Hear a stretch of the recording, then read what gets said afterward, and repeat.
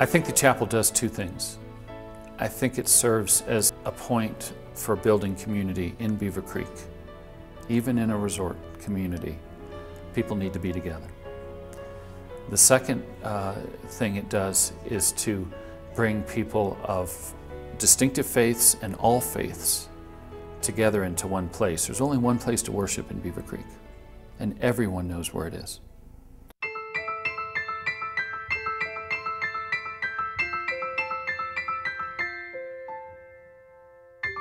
Well, the Beaver Creek Chapel was started 25 years ago by my predecessor, Pastor Don Simonton.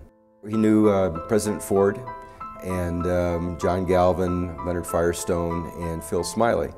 And they were talking about the need to have some kind of a chapel, a spiritual center there in Beaver Creek.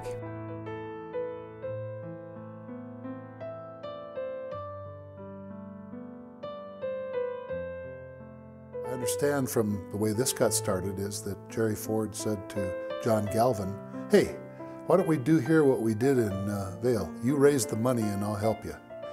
I was told that when they first started building the chapel that the stonework, they only got halfway up and realized that they were going to go over budget on that. President Ford said we need to make some calls and raise some extra funds to stone the entire side so it'll look right. And he had a phone brought in, and 10 minutes after he had started making phone calls, they'd had enough funds to finish the rest of it. I hope that's a true story. Urban legend also records that one of the donors said that they would give a lot of money if they could hear the bells ring from the spire of the church and see the bells from the window of the donor's home. And thus we have a beautiful tower in that Beaver Creek Chapel and bells that ring very regularly through the year.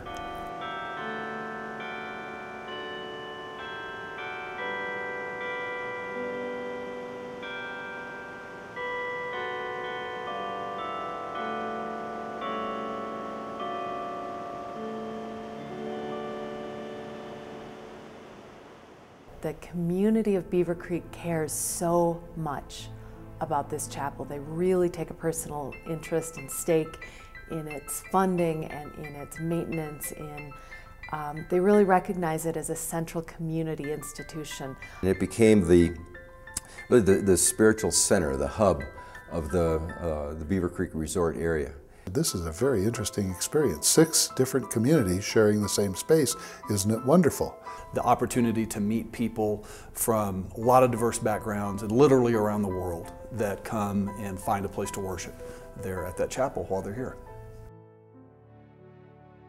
This is a very special place, and it's mission territory. With all the visitors and kind of the recreational aspect of a resort area, sometimes it's hard to reach people because they're getting away from the ordinary. But the thing that amazes me is how many people use this chapel when they're here on vacation. We've got a community church for the world that comes here from various states in the country, from around the world. Everybody's here, they are enjoying the beauty that God's given to us there, and we have a great time in worship. It's so beautiful. I mean, as soon as you get out of your car, getting up there, you smell the fresh air of Beaver Creek. Your vision goes straight to the back windows, which opens up into the stand of trees, which has the balm of Gilead trees, aspens, and the fall. It's absolutely stunning. The windows along, as you're entering the left-hand side, look out to the side of the mountain. In the summer with the windows open, you can hear the creek rushing down. It really can be a breathtaking place.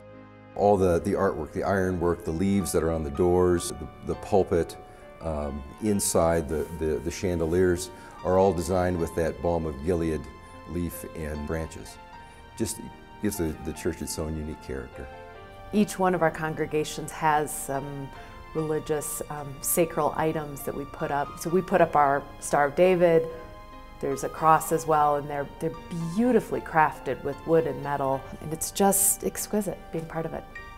It's a very wonderful setting, regardless of your faith background.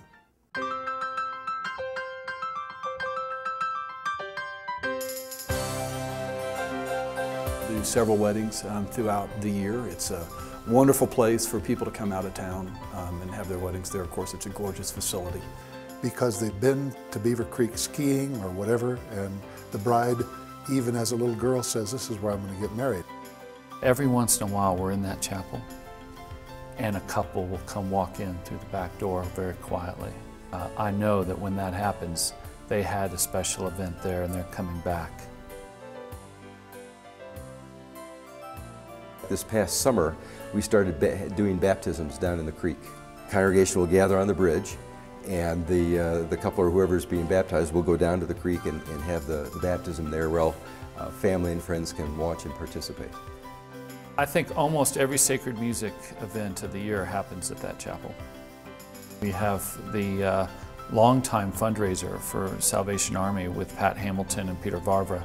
Happens every Christmas. It's a Christmas tradition. We've had Bravo for many years in that chapel. We have the Sacred Sounds helping St. Clair's. Our own young people grown up in that chapel and through the valley, coming back to share their talents, voice, and music. Our fundraiser every year, many years, has been inside the chapel for the Beaver Creek Chapel. It's a place where people can gather and relax and be touched by what they see and what they hear.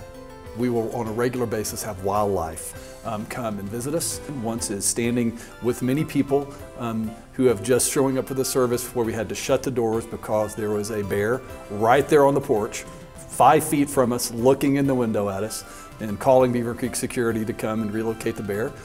Several summers ago, we had a small family of porcupines that throughout the summer we saw them multiple times and would waddle onto the front porch while people were arriving for the services. And it's when you're doing a service, it's hard to compete with a really fat porcupine and a big bear. Family that prays together stays together.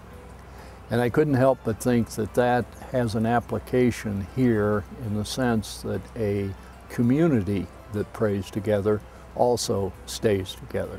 It is a little bit unique among religious faiths to all be practicing in the same facility.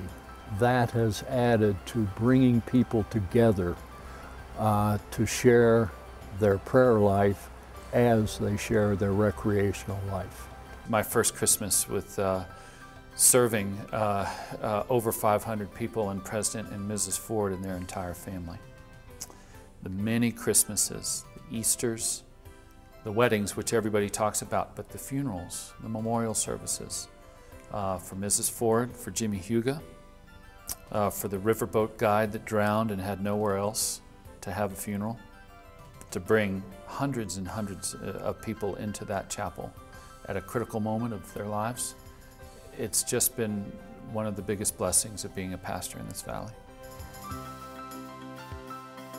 I can't think of a prettier place in the world in terms of chapels, and both the inside and the outside and the location in picturesque Beaver Creek is really spectacular. It's a very, very special place and very beautiful. I don't know what we do without this chapel, to be honest with you. Some of my fondest memories of pastoring over 16 years in this valley have happened in that chapel. Everybody is always glad they come to a service at the Beaver Creek Chapel.